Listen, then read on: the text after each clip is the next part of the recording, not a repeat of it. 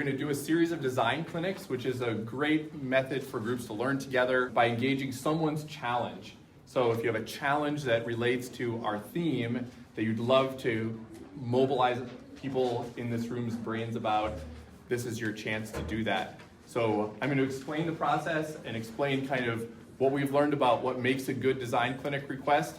And then we'll take a little break. And if you think that you've got a request that you'd like to have the group workshop, come and find me and we'll put you on the list and we'll decide how many design clinics we'll do together.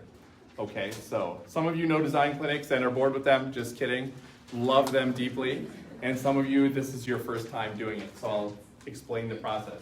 So a design clinic starts with someone asking, could you help me about some practical part of their work, and giving a little bit of context, just in 2 minutes or so. And we have handouts going around if you want to look at a handout, or you can look right here or just listen.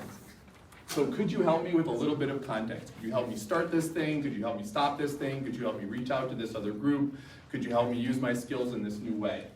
So we get a little bit of context, and then they'll share why it's important to them. We've added this step in because sometimes people just get right to the practical and they forget to tell us why it matters. Then the group will ask them for more context, share more about it. So this is a back and forth with the person that made the request. So share more about who you're working with, share more about what resources you have, share more about why you're doing this instead of this thing. So that's we do that for 4 minutes to really understand the context of that person's challenge. At the end of that step, whoever is facilitating will say, is there anything else you want to share before you have the privilege of silence? Because the person that made the request is not going to talk for the next 2 steps. For real, don't talk. And don't roll your eyes or nod your head or anything like that. Just let it all wash over you. It really works better. So the group will talk about what this makes them think of.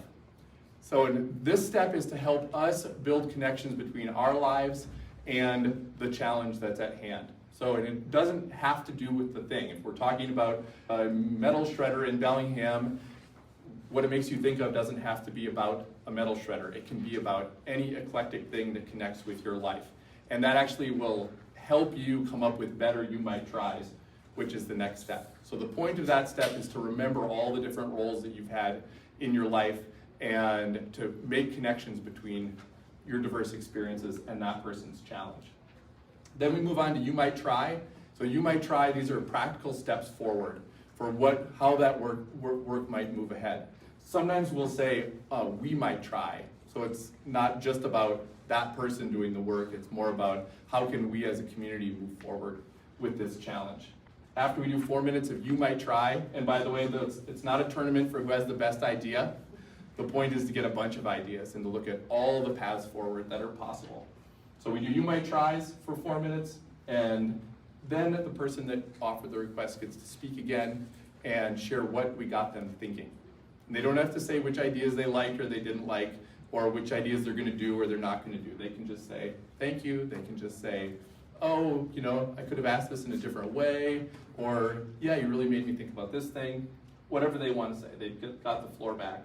And then at the end, we go around the circle in the small group to share what we'd like to keep in mind from the process. Because the point of a design clinic is not for us to solve the person's problem. The point is for all of us to learn together.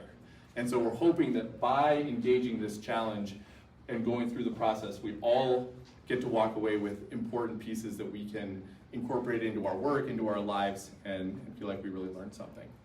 That's a design clinic. And it takes about 20 minutes, which is good because that's about the time that we have left. The best requests from our experience are singular, so it's not 3 requests all jammed into one. It's one thing that people can remember. It's simple, it's not that long, it's not multi-parts. It's practical, meaning it's connected to your work somehow. It's not how do I get somebody else to do something, it's can you help me with this piece of something that's connected to my work with the Opportunity Council, my work with the City of Bellingham, my work as a practitioner in time banking, something like that. It's energetic, meaning you're looking forward to talking with people about this, and it's inviting, meaning you don't have all the answers, right? Again, we're engaging uncertainty. We're looking for other people to give us some creative ideas that we haven't thought of. So it's not performative. It's not like I'm going to ask and I already know exactly what I'm going to do. It's I'm going to ask and be vulnerable and let you all really think about this hard thing with me. If you'd like to offer a design clinic request during our 5-minute break that will start in a moment, come up and talk with me and we'll craft your request so it can work as well as it can. Once we know how many requests we have, we'll decide how many groups we're going to divide into, and then we'll proceed with that as our